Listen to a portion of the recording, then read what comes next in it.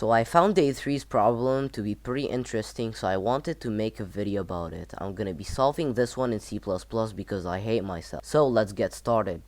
Now I removed one star from the easiness because it took me a while to figure out, but I figured it out at the end. So I'm just gonna stop rambling and get started. So that's our input, and it might start to look a bit intimidating at first, but let's just read the problem so that we can figure it out. So the problem says that each line is separated into two compartments, each compartment of the same length, and each compartment is a string which contains characters, and each character has a priority. So what we need to do here is basically to check a duplicate character in the two compartments. So for example, for the first one, the lowercase p is a duplicate character that exists in both compartments. Also, keep in mind that uppercase and lowercase characters are treated differently.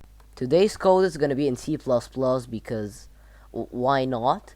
So let's start reading it. So first thing we do is we create an if stream from our input file. So here we have some variables that we defined, and let's go into the while loop, which is our main program.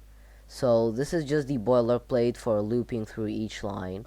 So we get the compartment length by dividing the line's length by 2, and then we get the first compartment's contents and the second compartment's contents by using the substring function. Then we make a vector of duplicates, and then we loop through each character of the first compartment, and if the second compartment contains that character and we didn't already push this character into the vector, then we can push it into the duplicates vector.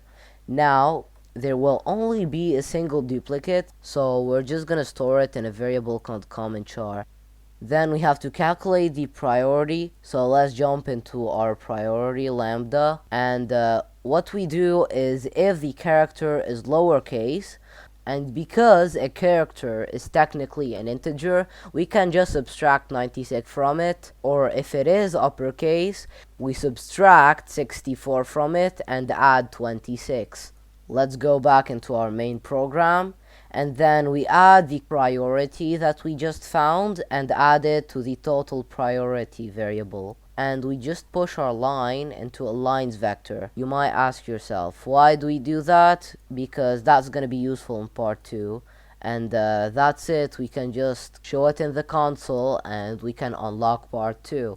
Now you might ask yourself, why do we have these specific numbers and calculate priority? Well, it's because lowercase a is the 96th character. Well, it's not really the 96th character, it's the 97th one, but we needed a trailing one, so I just put 96. And for the second one, uppercase a is the 65th character, but we need a trailing one, and we add 26 to it because they literally told us that we need to do that. Now we unlock part 2. They introduce us to groups, which are basically a group of 3 lines, and each group has a type for their badge. For example, their badge could be the character uppercase B. So to find it, we need to get the common duplicate between these 3 lines.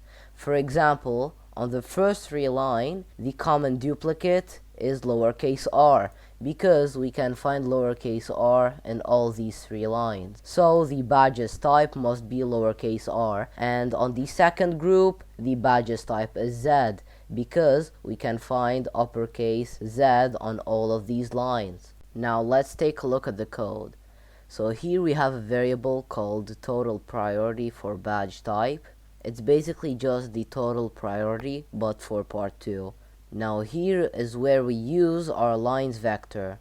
We basically just loop through each 3 lines and store them in separate variables. Next, we're gonna create an unordered map, which we're gonna call char presence. It's basically gonna show us in how many strings or in how many lines the character is. For example, if we find it in the first and second line, it's gonna have a value of 2. But if we find it in all 3 lines, it's gonna have a value of 3. And if we only find it in a single line, it's gonna have a value of 1.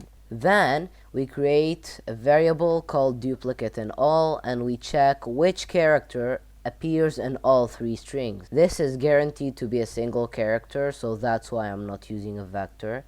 And then we just add its priority to the total priority for badge type value. Thanks for watching the video. I won't be posting these daily. I'm just gonna be posting the interesting ones, and I just found this day to be interesting to solve and post on YouTube. Be sure to subscribe because I like seeing numbers go up, and for some reason it gives me motivation. So be sure to do that, and also join my Discord if you have any questions about anything. If you want to see all the solutions till the current day, or like the solutions I solved till now, you can go to the GitHub.